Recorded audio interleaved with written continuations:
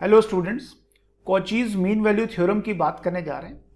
इसे हम शॉर्ट में CMVT भी बोल सकते हैं, जैसे लैग्रांज मीन वैल्यू थ्योरम को हम LMVT बोलते हैं।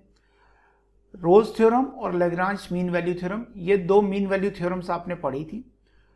अब CMVT है, let fx and gx are continuous function in closed interval a to b and differentiable function in open interval a to b, then there exists a value c lying between a to b, यानी at least एक value c ऐसी जरूर exist करेगी such that fb minus fa upon gb minus ga equal to f dash c upon g dash c। हम इस बात को ऐसे नहीं बोल सकते कि हमने फंक्शन f में भी LMVT लगाई और फंक्शन g में भी LMVT लगाई और दोनों को डिवाइड कर दिया। क्यों? क्योंकि दोनों के c अलग अलग होंगे। सेम भी हो सकते हैं, बट वो तो एक स्पेशल केस हो गया प्रूफ करने का। तो हम यही मान के चलते हैं कि हम जनरल बात प्रूफ करना चाह रहे हैं कि ऐसे LMVTs को डिवाइड करके आप ऐसे बात नहीं कर सकते। एक फंक्शन मानते हैं जिसमें हम रोल्स थ्योरम अप्लाई करेंगे और ये CMVT प्रूफ करेंगे। फंक्शन है, प्रूफ देखते हैं इसका। फंक्शन है let fx equal to gb minus ga into fx minus fb minus fa into gx। और इसी फंक्शन को अगर हम देखें कैपिटल fx को, तो ये भी कॉन्टिन्यूस फंक्शन होगा इन a टू b। क्यों? क्योंकि ये स्मॉल fx और स्मॉल gx से मिल के बना फंक्शन है। fb fa gb ga ये तो कांस्टेंट हो जाएंगे। अब यही फंक्शन डेरिवेबल भी होगा in the open interval a to b, क्योंकि ये स्मॉल fx और स्मॉल gx से मिलके बना फंक्शन है, उसके लीनियर कॉम्बिनेशन के फॉर्म में लिखा हुआ है।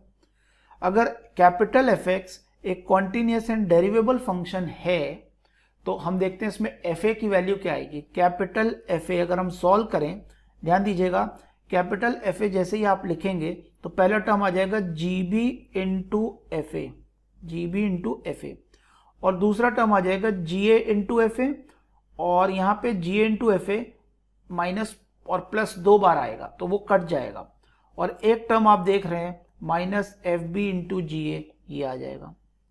इसी तरह से आप कैपिटल fb निकालें तो minus ga fb plus fa gb आ जाएगा। कंपेयर करें तो you'll find कि ये दोनों वैल्यूज सेम आ रही हैं। ध्यान से देखिए, ये दोनों वैल्यूज सेम आ रही हैं, और अगर फंक्शनल वैल्यूज सेम आ रही हैं तो हम रोल्स थ्योरम अप्लाई कर सकते हैं। fa इक्वल टू fb आ गया।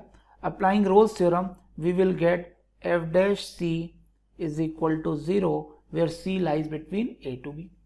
और f डैश c अगर आप ध्यान से देखें तो क्या होगा, f डैश c अगर मैं इसका डेरिवेटिव बोलूं fx का तो आ जाएगा gb minus ga into f dash x, और fb माइनस fa, ध्यान दीजिए, gb minus ga into f dash x minus fb minus fa into g dash x।